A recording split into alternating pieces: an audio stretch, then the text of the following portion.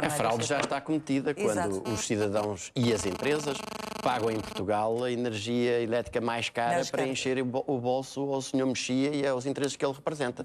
E quando se aceita vender uma empresa, que já agora saliento isso, tem de ativos 40 mil milhões, vende-se 20%, 20 e tal por cento. Bom, quem sabe fazer contas significa que isto representa um valor de 8 mil milhões e foi vendido por pouco mais de 2 mil milhões.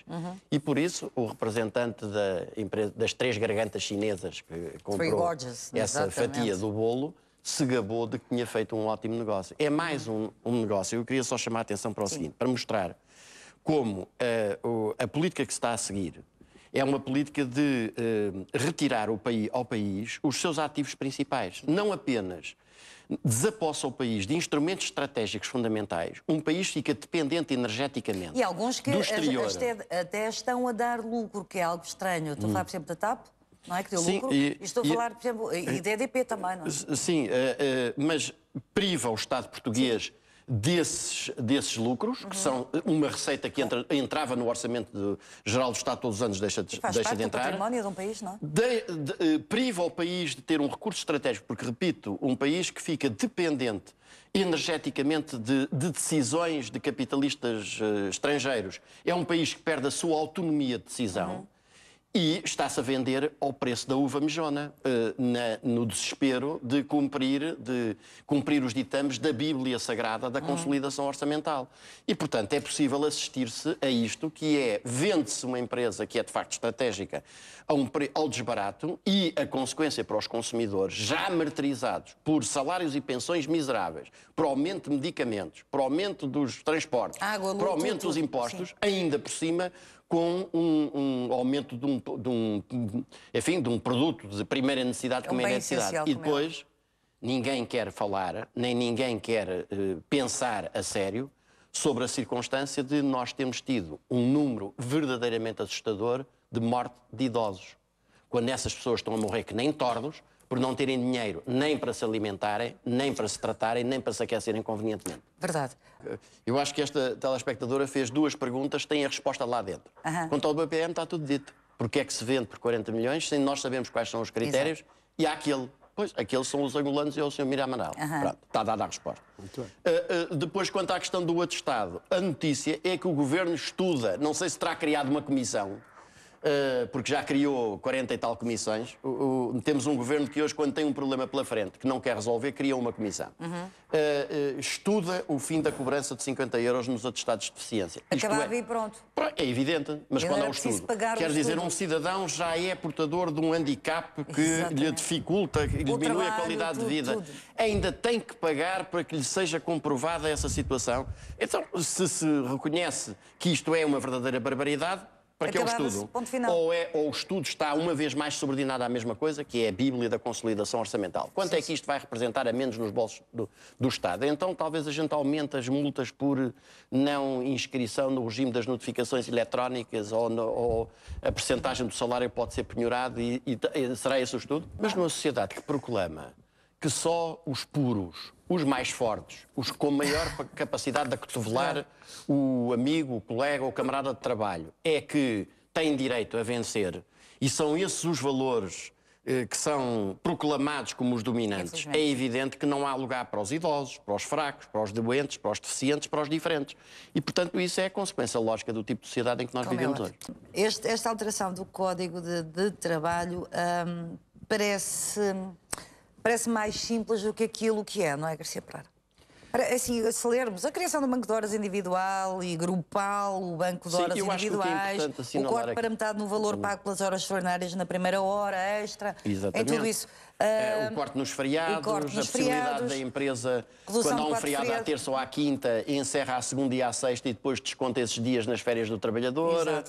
Desconta, era isso que, por exemplo, uma das minhas dúvidas, das nossas dúvidas desta grande equipa que faz o discurso direto era a empresa desconta imediatamente ou nós temos que meter um dia de férias? Não. Isso é uma faculdade que a empresa decide. Decidem, pronto. Pois, e eu acho que o que é importante salientar é que penso eu, para além, evidentemente, das medidas que aqui estão, que são medidas gravíssimas. Por exemplo, prevê-se a instituição de um banco de horas, que é uma forma, falemos diretamente, de evitar o pagamento de horas extraordinárias. Sim. Com um banco de horas que permite elevar a jornada de trabalho para 50 horas por semana. Quando morreram trabalhadores pela instituição da semana das 8 horas por dia e 40 por semana, morreu muita gente a lutar por essa bandeira. Hoje aparece uma proposta que permite ao patrão instituir, por dito acordo com o trabalhador individual, um banco de horas que permite ir até às 50 por semana e 150 horas por ano. E horas depois não têm que ser pagas, porque podem ser compensadas, por exemplo, com o trabalho prestado noutros dias. Mas, por exemplo, quanto ao banco de horas, ele pode ser instituído da seguinte forma.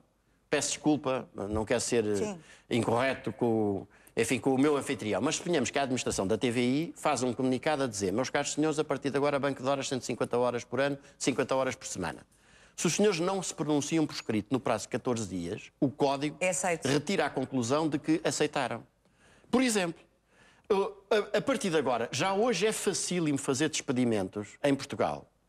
Os despedimentos pelas causas chamadas objetivas, ou seja, a inadaptação, a extinção do posto de trabalho. Já hoje é muito mais fácil fazer um despedimento coletivo em Portugal do que na Alemanha. Sim. É muito mais fácil fazer um despedimento por extinção do posto de trabalho em Portugal do que em Espanha.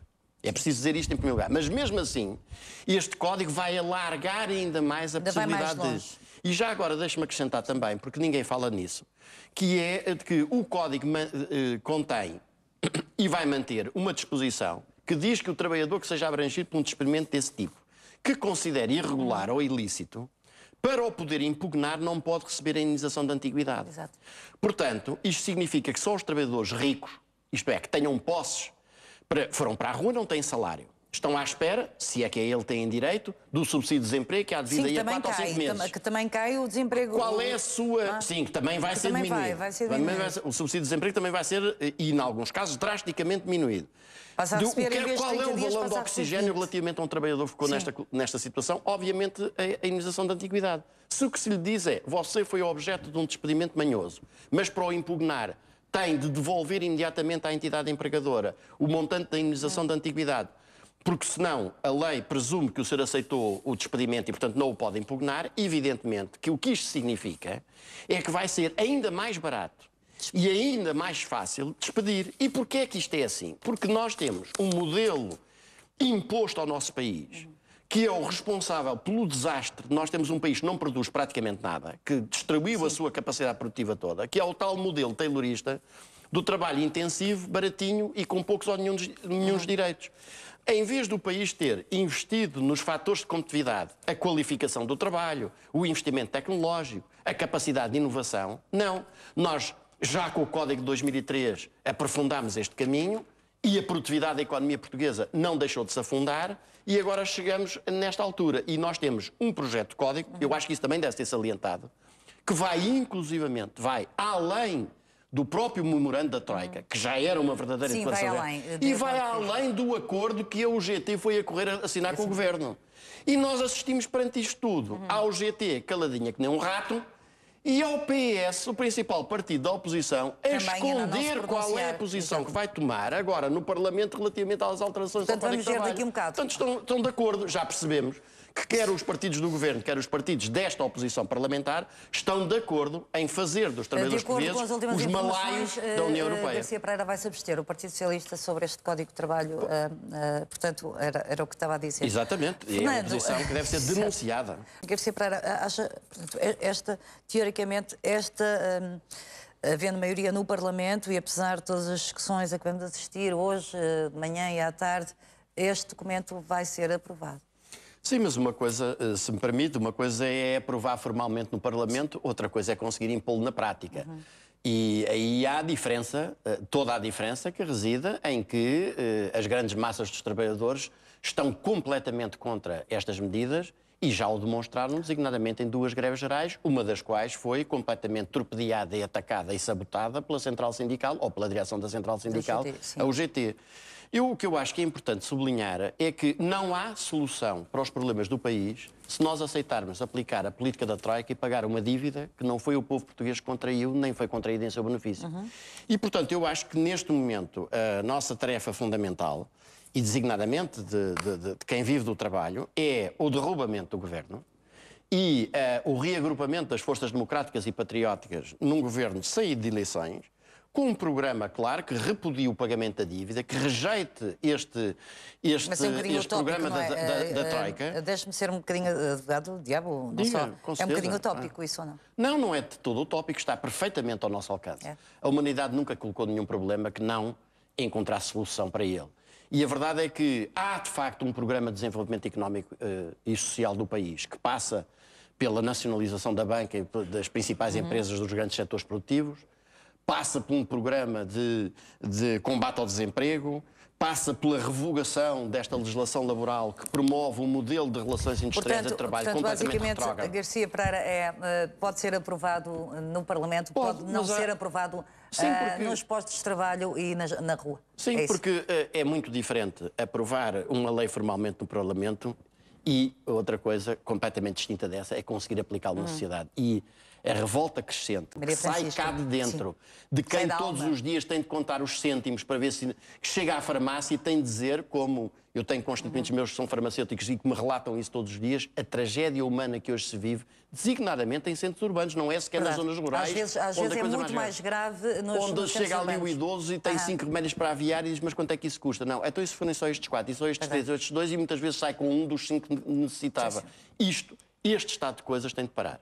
E só para se nós derrubarmos o governo e criarmos um governo democrático e patriótico.